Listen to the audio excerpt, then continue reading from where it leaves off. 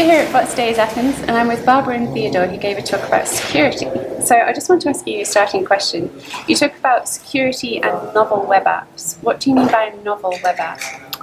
So a novel web app is a web application implemented in modern technologies and frameworks. As an example, is a technology like AngularJS, which is a front-end technology to implement single-page web applications, and then there are also back-end technologies involved in modern novel web apps. And one example of such technology is Spring Boot. So how has the threat landscape changed in the past year?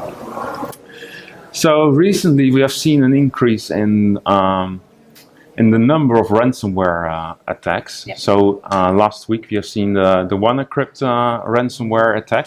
So what is ransomware? Ransomware is actually a kind of attack where attackers try to hostile data by encrypting the data, and then and they say that they release the data once you pay a certain fee. So what is really important actually with mitigating this threat is that people do have proper backups made. So if the data is hostile, then if backups are in place, then it's possible for people that are attacked to restore the backup and have the data back. And then there are also ways to prevent these ransomware attacks from happening, is to have your system updates installed, and to have firewalls in place, and to have anti-malware solutions installed. And of course this is not very easy to do, so it will cost money, but if you don't have the knowledge, the expertise and the money to implement these mitigation measures, then you should not connect your computers to the internet. It's simple as that. What do you think? Yeah, but so I want to add something. So last week we've seen these attacks being done on the healthcare systems. So the national healthcare system of the UK and Portugal and so on were all attacked because people don't see these areas or this kind of business as IT companies. So IT departments don't really take action, and then the ransom attack that happened last week was mainly because NSA collected a list of bugs on the Windows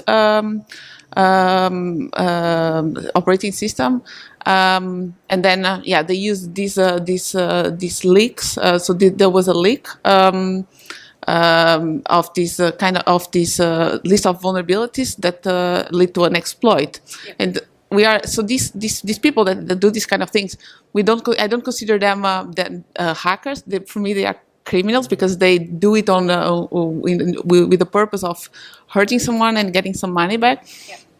And the problem we see is that most of the world nowadays really depends on IT, some companies or some institutions don't see how important is their IT infrastructure, so they don't take action on that.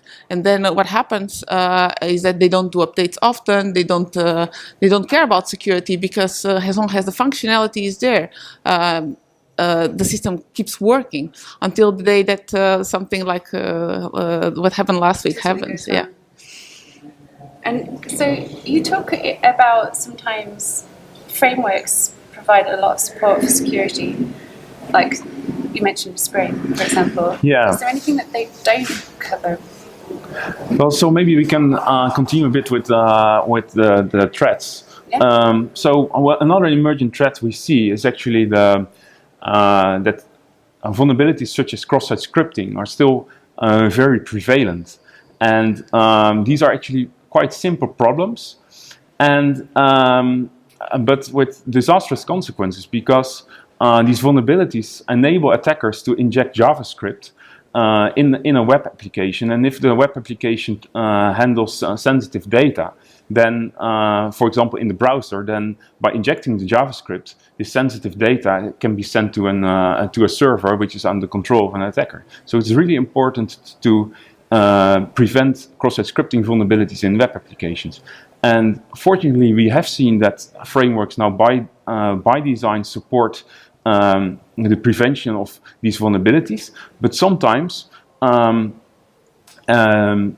these frameworks also have an option actually to disable this feature, and to so that developers can, that the application does not make use of this escaping mechanism, as how it is called. And then, you can have cross-site scripting vulnerabilities introduced again. That's right. Yeah, the thing is, these are very simple things that people believe that are covered because they are so. These vulnerabilities are there forever. So we know the solution for this. Why don't we do this by default? The problem is we don't start with the basic, and then that's where we have problems, right? So we do very complicated attacks, like the beast attack, the logjam attack. So these are very complicated attacks to perform, require a lot of resource, but usually that's not where the problem is. The problem is on the basic part, and frameworks help on improving on this part. But also, if you don't know the framework very well, if you don't know security very well, then there's always room for doing some mistake, and unfortunately, you can do mistakes, right? Thank you very much.